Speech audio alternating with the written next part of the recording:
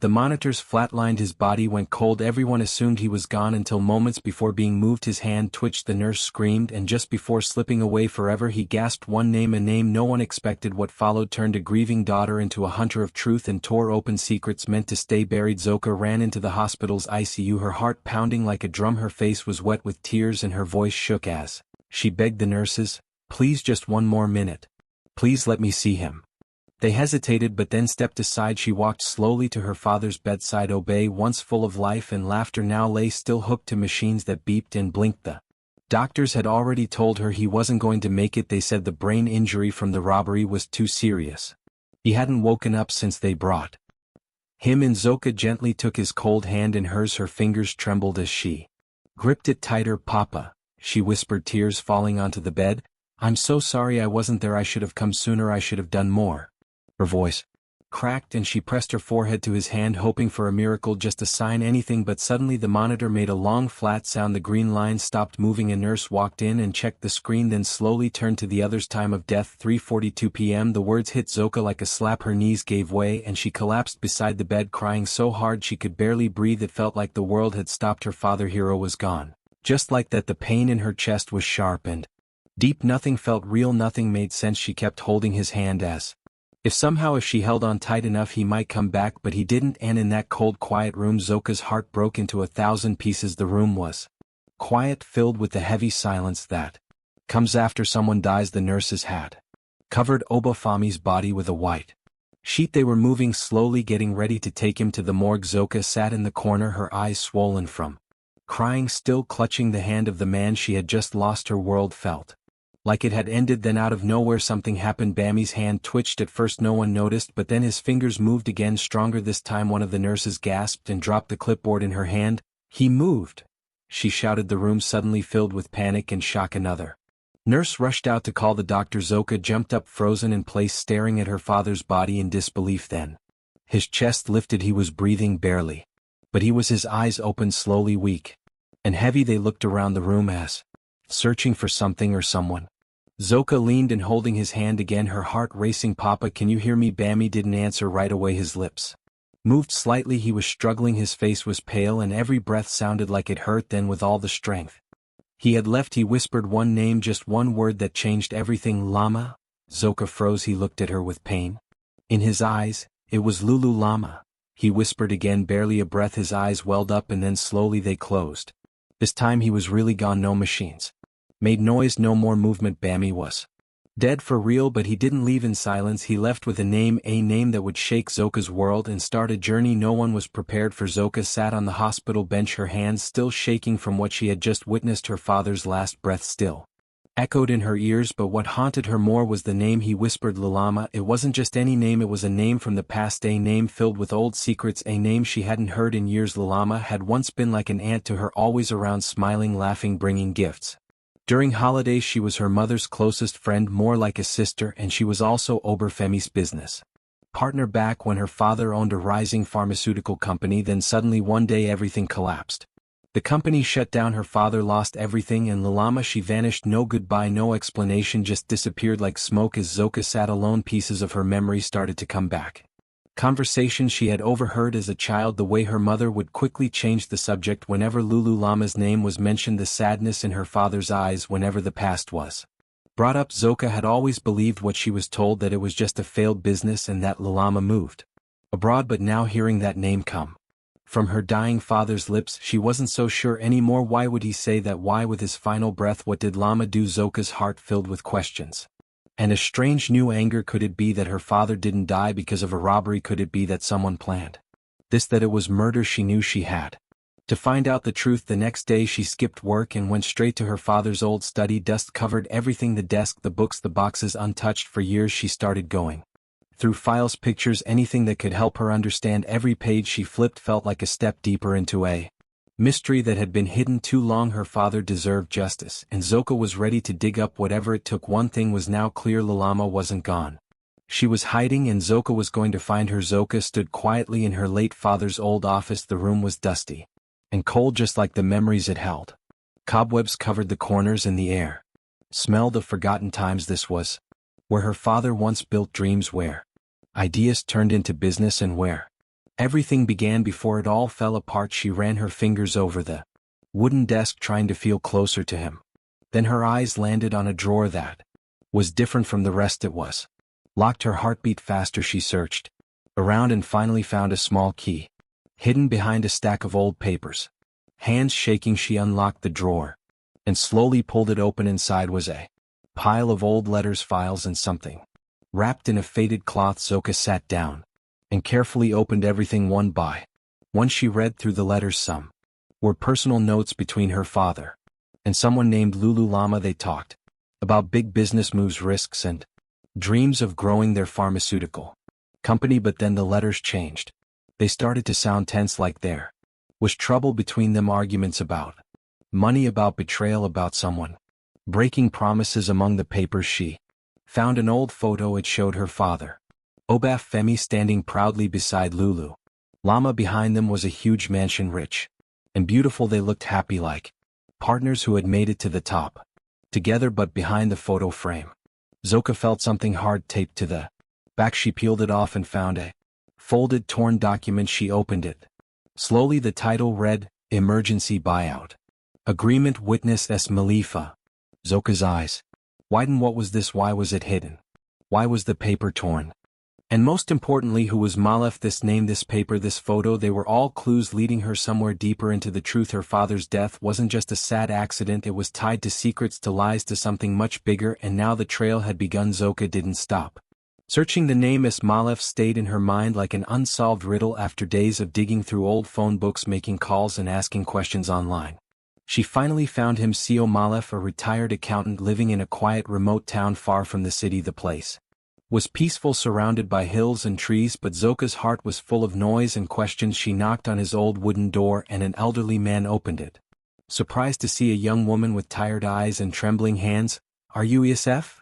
She asked softly. He nodded. Yes, how can I help you? Zoka showed him the torn contract. The man's face changed immediately. He invited her inside and, after sitting down, he let out a long sigh. I hoped this day would never come, he said. Then he told her everything. Years ago, her father Bami and a woman named Lulama were business partners. They started a small pharmaceutical company together. At first it was just an idea, but with time it grew into something huge. Their medicines saved lives and money started pouring in. They were proud, close, and trusted each other, but greed crept in like a thief. Lulama wanted more. She forged documents changing ownership papers behind Ober's back. She tricked him, used fake signatures, and even changed some bank records. Sifo Malef had witnessed one of the last legal meetings before everything fell apart. That was the contract Zoka found. When Ober Fei found out the truth, he confronted her, but things turned ugly. Lulu Lama used her power, influence, and money to push him out and silence anyone who tried to speak up. Aubrey disappeared after that.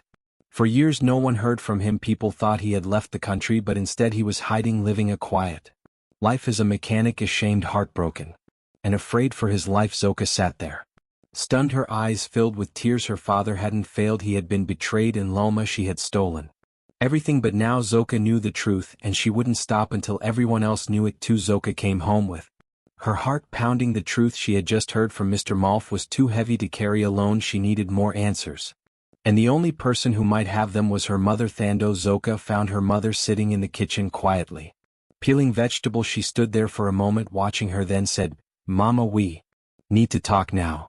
Thando looked up and saw the fire in her daughter's eyes. She knew this day had finally come. Tell me the truth about Dad and Lulu Lama, Zoka said, her voice shaking. I know everything isn't what you made it seem. Thando froze. Her hands dropped the knife and tears filled her eyes. Zoka, you don't understand, she whispered. Then help me understand, Zoka shouted, because I just found out Lulama stole everything from Dad, and he didn't die from a robbery. Mama, he was hiding from her. Thando began to cry, her shoulders shaking.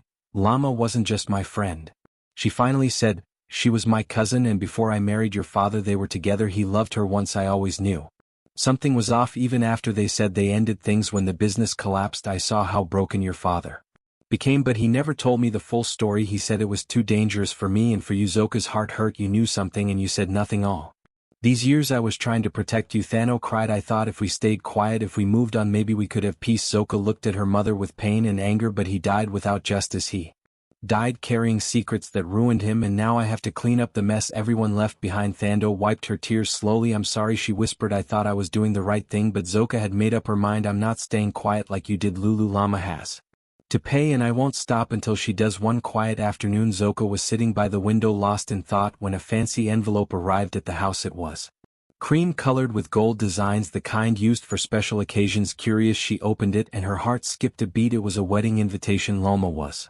getting married to a powerful politician. The wedding would take place in Blythe Hills, a place known for its luxury and secrets. Zoka couldn't believe it. After everything Lulama had done, she was walking around free, celebrating life like nothing happened. Anger burned in Zoka's chest, but then an idea came to her. This wedding might be her chance to get proof, to finally expose Lulama. She made a plan. She got a job with the event catering company, pretending to be just another server on the wedding day. Dressed in a black uniform with a white apron, Zoka moved quietly through the grand hall holding trays and pouring drinks. No one noticed her, no one looked twice. In her pocket was a tiny voice recorder already turned on. Hours passed, music played, people laughed, and Lulama glowed in her wedding gown. But Zoka waited, watching every move. Then outside in the garden, Zoka saw Lulama talking to a close friend, someone who looked nervous. Zoki slowly walked closer, pretending to fix the flower arrangements nearby, and then she heard it. I never meant to kill him, Lulama whispered, her voice low and shaky. I just wanted to scare him, but he wouldn't shut up. Zoka froze, her heart pounded. She had heard it clearly, the confession, the truth. Lulama had tried to scare Oberfei, but it went too far. He died because of her, and now Zoka had it all recorded. She walked away slowly, hiding the shock on her face, gripping the recorder tightly. This wedding wasn't just a celebration anymore, it had become the beginning of Lulama's downfall, and Zoka was ready to bring everything to light. Zoka knew she couldn't do this alone. What she had was powerful, but to bring someone like Lulama down, she needed help. So she reached out to a well-known investigative journalist named Quain. He had exposed corrupt people before and was known for never backing down. When Zoka told him everything and played the voice recording from the wedding, Quena leaned back in his chair and nodded. We'll get her, he said, but we need even more proof, something undeniable. Together they came up with a plan. They would set a trap. They created a fake company, a group of rich investors who were interested in buying out Lulama's new business. It was all pretend, but it looked real. Fancy brochures, a fake office number, and even a website. Everything was set up to make it believable. They invited Lulama to a private meeting in a luxury hotel suite where the fake investors would act like they were ready to offer her millions. But the real setup was behind the walls. Hidden cameras and flower pots under tables, and behind mirrors microphones were placed carefully to catch every word. Zoka and Quain watched from another room, holding their breath. When Lulama walked in, she was confident and glowing, dressed in designer clothes. She smiled proudly and shook hands with the fake investor team. They talked for a while about business, money, and future plans. Then one of the fake investors leaned in and said, "We've heard there were complications in your past, obstacles. How did you handle them?" Lulama laughed, swirling her wine. She was too full of herself to notice the trap. "Obstacles?" she said, smiling proudly. "I removed them. That's how I survived." Even Oberfei, he was a problem. He didn't know when to keep quiet. In the other room, Zoka's heart pounded. She had finally heard it, a clear, full confession, not just a whisper this time, not an accident. Luller had admitted everything. Quain smiled. "That's it," he said. "We've got her." The trap had worked, and now it was only a matter of time before the whole world knew who Lula really was. In just a few days, the hidden camera video of Lulama's confession spreads all over the internet. People everywhere are shocked. News stations play it non-stop. Social media is on fire, and hashtags demanding justice for Aubrey are trending. Everyone wants answers, everyone wants justice. Because of the public pressure, the police are forced to act. They reopen Bamy's case, this time not calling it a robbery but a possible murder. Investigators move fast. They dig into Lulama's past, and what they find is worse than anyone expected. Fake documents, stolen money, hidden accounts, and now a clear confession. Just when she thinks she can escape, Lulama is caught at the airport. She was trying to fly out of the country using a fake passport, but it's too late. The police arrest her right there in front of everyone. Cameras flash as she's led away in handcuffs. The proud, powerful woman from the wedding now looks terrified. When the trial begins, the courtroom is packed. Journalists, family members, and even strangers who followed the story online come to watch. Lulama tries to deny everything, but the video evidence is strong. Everyone hears her own voice admitting she meant to scare Oberfemi, but things went too far. Then it's Zoka's turn to speak. She walks to the front holding a folded piece of paper. It's an old letter from her father written years ago. With a shaky voice she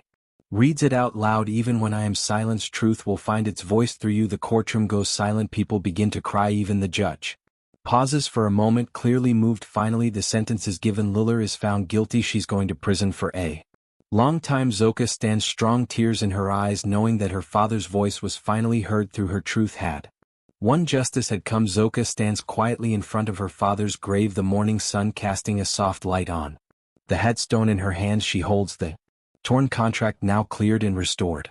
No longer a symbol of betrayal but of truth reclaimed. Slowly she kneels down and places it gently on the ground right where his name is carved. It feels like a final offering, a message that says, I did it, Papa, I found the truth, I fought for you. There are no more heavy sobs or unanswered questions in her heart. Instead there's silence, a peaceful kind. For so long she carried pain, confusion and guilt, but now she finally understands everything. Her father didn't just disappear into a small life for no reason. He didn't die from a simple robbery. He was betrayed, silenced and buried under lies, but Zoka brought light to his story. She gave him his voice back. As the wind gently moves around her, Zoka takes a deep breath and rises to her feet. She looks at the grave one last time, not with sadness but with strength. Her father's death was painful, yes, but not in vain. From his silence a louder truth was born. From his downfall a new warrior rose. Zoka walks away slowly, her steps no longer heavy. She doesn't feel like just a daughter anymore. She is more than that now. She is a woman who uncovered dark secrets, faced powerful enemies and stood up for justice. She is reborn like a phoenix from ashes, strong, brave, free. She walks with peace in her heart, purpose in her steps, and her father's legacy burning bright inside her. The truth has set her free and now she's ready to live. If this story moved you, don't scroll away. Share it with someone who believes in truth, justice and the strength of a daughter's love. Comment justice found if you believe Zoka's fight was worth it, and follow for more powerful stories that remind us even in silence truth speaks.